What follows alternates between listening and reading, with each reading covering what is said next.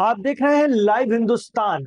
Iran Israel America की जंग अब गोला बारूद मिसाइलों ड्रोन और हथियारों से हटकर दूसरी तरफ जा रही है। अमेरिका को ऐसे घाव देने की तैयारी है ईरान की, जैसा कि मीडिया रिपोर्ट्स बता रही हैं कि अमेरिका इनकी मार से लंबे वक्त तक कराहता रहे और आइंदा ईरान पर इस तरह की नजर डालने से पहले या इस तरह का हमला करने की सोचने से पहले भी कई बार मंथन करे।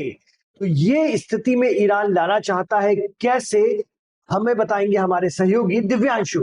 बिल्कुल 1 अप्रैल को ही ईरान ने एक ऐलान किया था और उस ऐलान में ये शामिल था कि वो अमेरिका की बड़ी कंपनियों जैसे लाइक अमेजन, गूगल, एप्पल, इन सब के हब को निशाना बनाएगा।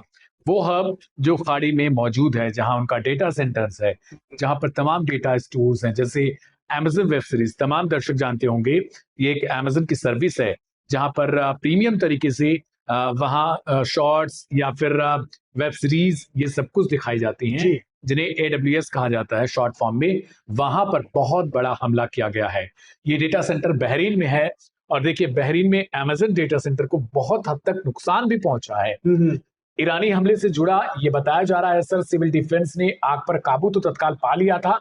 IRGC ने पहले ही हमले की चेतावनी जारी की थी। जी, माइक्रोसॉफ्ट, गूगल, एप्पल, इन सबको भी निशाने पर लिया है। टेक इंफ्रास्ट्रक्चर इनका नया टारगेट बन चुका है। इसके अलावा हम बताएं अगर आपको, तो अगली स्लाइड हम आपको दिखाएंगे जिसमें ये आप समझ सकते हैं कि टेक वर्ल्ड पर कितना बड़ा खतरा हो चुका है।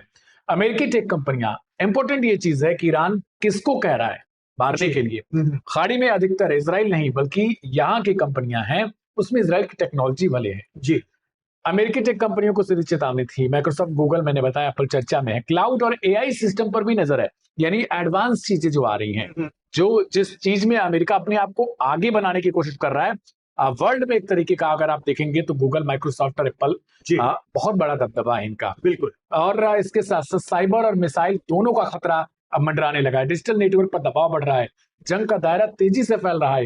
ये तमाम रिपोर्ट्स आ रही है जिनके आधार पर हम आपको बता रहे हैं।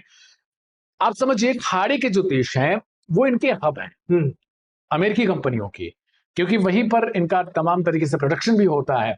इसके अलावा डेटा सेंटर, एक बार हमने दिन दुनिया में चर्चा की थी कि जो एक तरीके से वायर्स बिछाए गए हैं समंदर में इंटरनेट के लिए, उन पर भी ईरान की नजर है। और यह खबर बीच बीच में लगातार आ रही है क्योंकि उनकी मरम्मत हुआ करती थी पहले।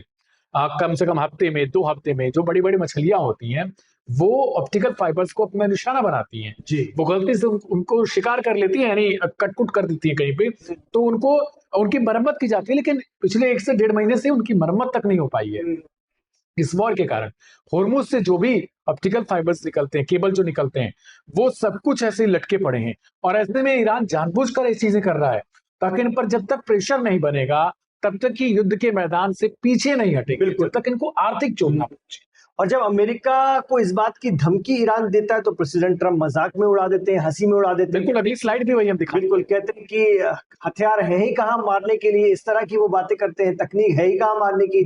और उन्होंने कर ही दिया, उन्होंने एक ट्रेलर दिखाई दिया। हाँ, ये इन्होंने जब IRGC ने एक इवैक्यूएशन की वार्निंग जारी की थी और उन लोगों को निशाना बनाने के लिए, यानी डेटा सेंटर्स को निशाना बनाने के लिए, तो ये हंस रहे थे उस टाइम। इन्होंने साफ तौर पर कहा था कि ट्रंप ने धमकी का मजाक उड़ाते हुए कहा, बीबी गन कहकर खारिज कर दिया। यानी ये सिर्फ बहकावे वाली चीज है, ख्याली पुलाव है। बीबी गन वो छर्रे वाली जो गन होती है, उसमें भी प्लास्टिक के छर्रे होते हैं। प्लास्टिक वाली चीज। तो वो यही कह रहा था कि ये सब ख्याली पुलाव है और बच्चों वाली चीज ने लेके वो हमको डरा रहे हैं, IRGC को। और सोचिए कि ये कितने बड़े नुकसान के लिए, अपने देश के लिए, अपने लोगों के लिए, अमेरिकी कंपनियां, वहां पर अमेरिकियों का पैसा बहुत बड़ा लगा है, जखीरा लगा है, शेखों का लगा है पैसा। तो वो चीजें समझिए, जंग के बीच इनकी बयानबाजी के कारण ही अमेरिका को ज्यादा नुकसान झेलना पड़ रहा है। अगर ये चुप रह जाते, थोड़े जनाब उतना ज्यादा ना बोलते, तो शायद अमेरिका थोड़ा बहुत तो बचा रहता, क्योंकि यही एक कारण है। जी, एक वो इंसान जिन्होंने युद्ध को फान दिया, युद्ध में फंसा दिया उन खाड़ी देशों को, विश्व को फंसा दिया, और अब कह रहे तेल जिसको लेना है जाओ खुलवा के ले लो। मतलब मैंने तो सब कुछ बर्बाद कर दिया, मैंने जानबूझ के एक झगड़ा लगा दिया, और उस वक्त मैं कह रहा था मैं दादा हूं, किसी को कोई दिक्कत नहीं होगी, अमेरिकी नेवी सबको एस्कॉर्ट करेगी।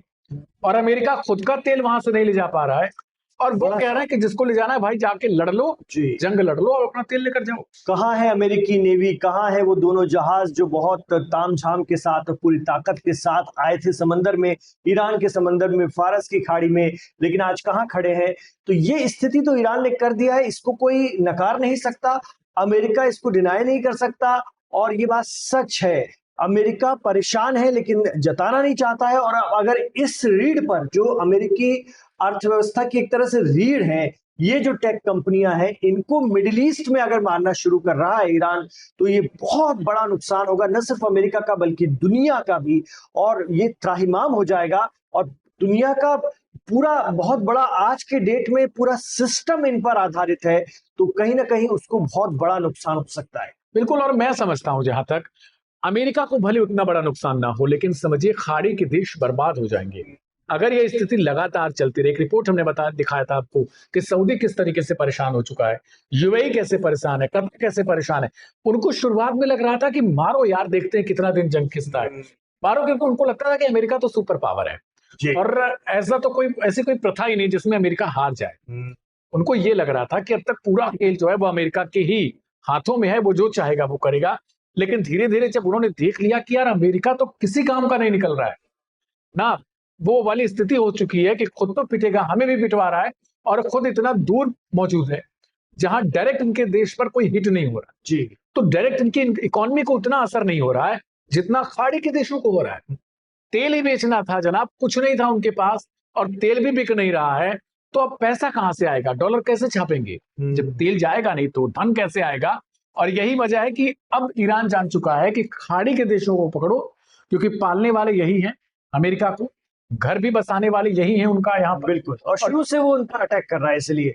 बिल्कुल, और अब तो सऊदी जैसे मुल्क चाह रहे हैं कि अमेरिका वहां से लंबी इस जंग को ना करे और जल्दी इसका फैसला करे, लेकिन जाए भी ना, क्योंकि उनको डर भी लगता है कि अगर अमेरिका निकल गया तो फिर हमारी खैर नहीं रहेगी ईरान के हाथों। और ईरान ने तो ताड़ लिया है, समझ लिया है, देख लिया है कि कौन साथ देने वाला था, कौन नहीं देने वाला था, और 34 दिनों में सबके चेहरे उजागर हो गए हैं, साफ हो गए हैं, कौन अपने हैं कौन पराए हैं वो सब दिख गया है। इसलिए अब तो ईरान के सामने एकदम धुंध पूरी हट गई है, आगे तक के लिए उनके लिए रास्ता साफ है। जब चाहेंगे, जिससे चाहेंगे अपने लेवल पे बात करेंगे, और नहीं मानेगा तो उसको उसका सबक सिखाएंगे। इस मोड में वो आ चुके हैं, क्योंकि इस जंग को उन पर थोप करके इन लोगों ने, ऐसा लगता है, बहुत बड़ी गलती कर ली, अपने पैरों पर खुद कुल्हाड़ी मारी। बिल्कुल, और मैं वही बार बार दोहरा रहा हूं कि अभी आपको इस तरीके की खबर नहीं आएगी। अमेरिका ने बड़ी ही चालाकी के साथ करीब एक हफ्ते पहले यह कह दिया कि अब वो ईरान पर वैसे हमले नहीं करेगा, लेकिन साफ तौर पर उसने ये कभी नहीं जताया कि नहीं हमारे पास तो बचा ही क्या है जिसके सहारे हम हमले करेंगे। ना एयरक्राफ्ट कैरियर है, ना मिसाइल्स है, ना पैट्रियट डिफेंस सिस्टम है, ना ही आपके पास थाड वगैरह जो आप बहुत लंबी लंबी कहानियां फेंकते थे कि थाड बहुत सुरक्षित है, तो कोई तो काम नहीं कर रहा है, तो आप हमले कैसे करेंगे? फिलहाल यही सारे सवाल खड़े हो रहे हैं। लेकिन अमेजन जैसी चीजों पर अगर इस तरीके से स्ट्राइक हो रही है तो समझिए ये वैश्विक तौर पर एक ऐसी महामारी के तौर पर फैलेगा। अगर टेक कंपनियां इस तरीके से निशाने पर आती हैं और कुछ उनको दिक्कत होती है, तो समझिए उनका सर्वर जो खाड़ी के देशों में स्थित है वो सबको परेशान करेगा, सबको हैरान करेगा। बहरहाल लाइव हिंदुस्तान पर लगातार रिपोर्ट्स जारी हैं, बने रहिए हमारे साथ।